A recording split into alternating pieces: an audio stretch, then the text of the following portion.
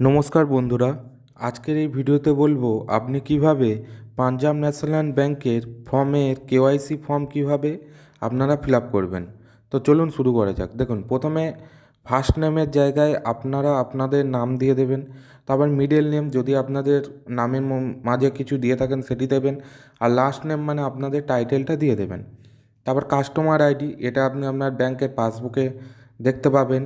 Customer ID বলে একটি ID লেখা আছে বা সিআইএফ আইডি বলে লেখা থাকে।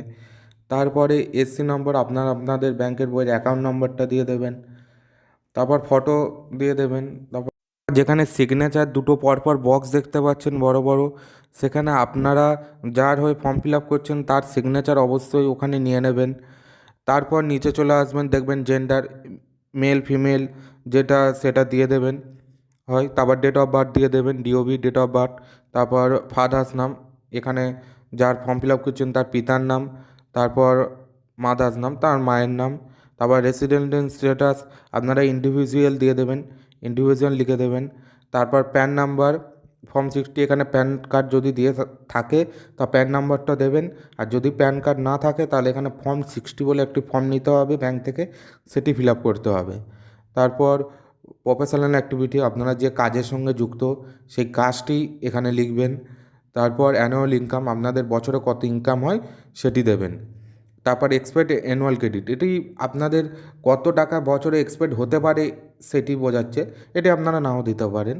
তারপর সাপোজ নেম ইফ ম্যারিড, আপনি যদি বিবাহিত হয়ে থাকেন তো সেখানে আপনি যদি আপনার ছেলে হয়ে থাকেন আপনার স্ত্রীর নাম দেবেন, আর নয়তো আপনার স্বামীর নাম দেবেন বিবাহিত হয়ে থাকলে। তাও ওভিডি টাইপে এখানে আপনাদের আধার লিখে দেবেন ওভিডি টাইপে। তারপর ওভিডি নাম্বার, আধার নাম্বার লিখে দেবেন, ঠিক আছে।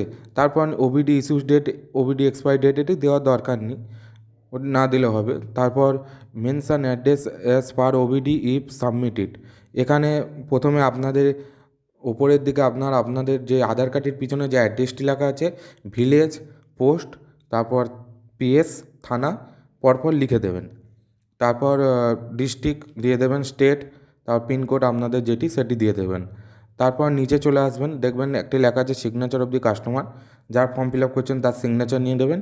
নিচে তারপর মোবাইল নম্বর, এখানে আপনাদের মোবাইল নম্বর দিয়ে দেবেন। আর কিছু দেওয়ার দরকার নেই, ইমেল আইডি থাকলে দেবেন, নাহলে এবার নিচে যা করবে অফিসাররা ওখানকার করবে। আর হ্যাঁ, ফর্মটি অবশ্যই বড় হাতের ইংরাজি লেটার দিয়ে ফর্মটি ফিল আপ করবেন। প্রথমে বড় হাতে তারপর ছোটো হাতে এরকম দেবেন না, পুরো ফর্মটি বড় হাতের লেটার নিয়ে ফর্মটি ফিল আপ করবেন, ইংরাজিতে বড় হাতের লেটারে, ঠিক আছে। তাহলে এটি ব্যাংকের অফিসারদের বুঝতে সুবিধা হয়। আর ওপরে ব্রাঞ্চ নেম বলে একটি জায়গা দেখতে পাচ্ছেন, সেখানে আপনাদের যে ব্যাংকটি যে জায়গার সেই জায়গাটির নাম লিখে দেবেন ব্রাঞ্চ নেমের জায়গায়।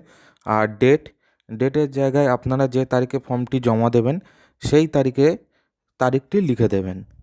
আর সিকেওয়াইসিআর আইডি যদি থেকে থাকে তো দেবেন, নাহলে দেওয়ার দরকার নেই।